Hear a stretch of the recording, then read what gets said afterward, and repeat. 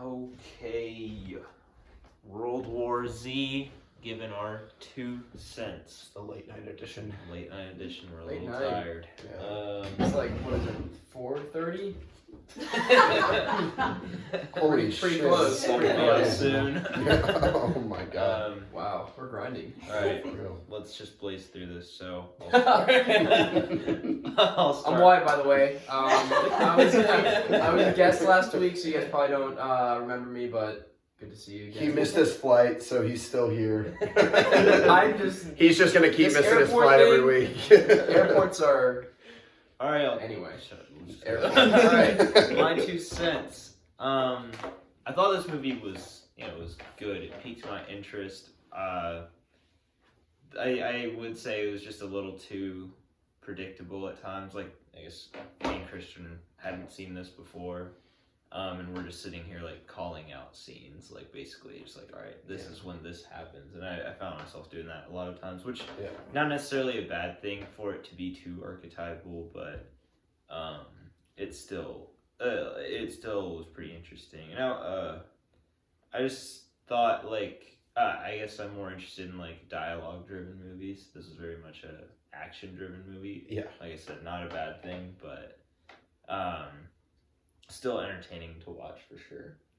Yeah. I think the biggest thing that stands out to me is that it was almost like more of a kid version of 28 Days Later, where like it takes a different stance on the typical zombie movie where they're slow moving, all that stuff, but instead, these zombies are just absolutely just jacked and running around all the time and like superhuman almost, and just completely like driven by like animal instinct. I honestly thought it was just a more modern version of 28 Days Later. Like Arjun said, it was pretty predictable at times. Not a bad movie, but does it crack the top 10 of Brad Pitt's films? Probably not the top 50, but Wyatt, your turn. Well, to piggyback off of that, I remember I've seen this movie a couple times, and I remember when it first came out and people were seeing it. I was like, just people were talking about how. Is this still going? It's still going. Go ahead. Okay. Yeah.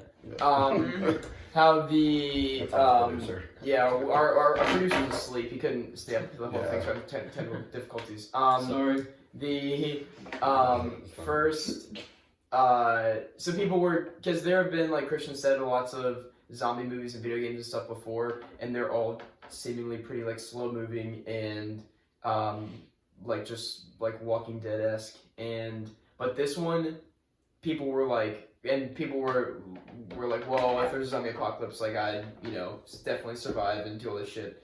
And people saw this movie and were like, wait, if these zombies can jump off of buildings and sprint and run and whatever and do Superman shit, then I think everybody would be screwed. Yeah. I kept trying to derive some like social commentary from making these zombies like that. I couldn't really think of much. I did think it was funny at the end. So like we find the solution to where we don't have to necessarily fight these zombies, but then the humans are just going back to war. It's essentially just equalizing where we were before we started. Yeah. Yeah, but like I think that if anything, the people who are left, are gonna like, if this doesn't make humans put aside their differences and make them come together to like fight together for a common cause, I guess, then I don't know like what would. Yeah. So yeah, it's like unified. Like before, humans are just fighting other humans. Now it's like humans are fighting a common cause. You got a problem. But also, but it's just still just like a turf war. That's all it is. Yeah, and yeah. Like I wanted the feasibility of the whole thing. Obviously, like it's played up, but like if you think going forward from the end of the movie, like say they found a cure, like they finally manufactured something that would turn one of the infected specimens back to a regular human, they would then have to like cross that with like a disease. Yeah. Like the I guess what is it called? like a pretty much like a flu shot almost with that. And like I just wonder how like feasible that is. What are they just gonna like create special weapons to like inject these cures into each of the specimens, and then like otherwise you have billions of people that have been infected, and I mean, come on, like what do you even do? Even if you were to kill every single one of them, what would you like? What do you do with all the waste? Right, but it's like, how do you know you've gotten all of them too? It's Exactly. like, It's like it's a billions problem of that people. can't be solved. Just like yeah. an endless. But I mean, I don't think the point of the movie was to have like a happy ending. It's more, it was trying to say something, but we're just too dumb to get it. All right, but All right. Here's a question though. Like, so I spent the entire movie trying to figure out why his whole like family was like so closely tied in. Like, Yeah. do you think they kind of represented something?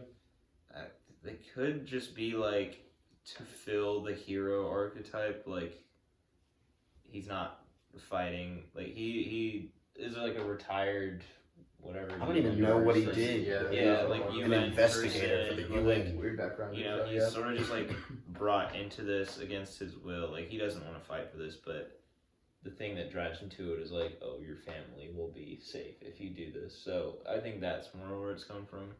I think you want to see of him as the hero who's fighting for his family and not necessarily like, as opposed to like a random UN investigator that like, got or assigned just to them. or just like you, like maybe a twist on the hero archetype, like not someone who just believes in good and like wants to fight for what's right. He's kind of just like, you know, his motivation is just Yeah. And honestly, I think that the family man thing is cliche in these kind of stories. So. Yeah.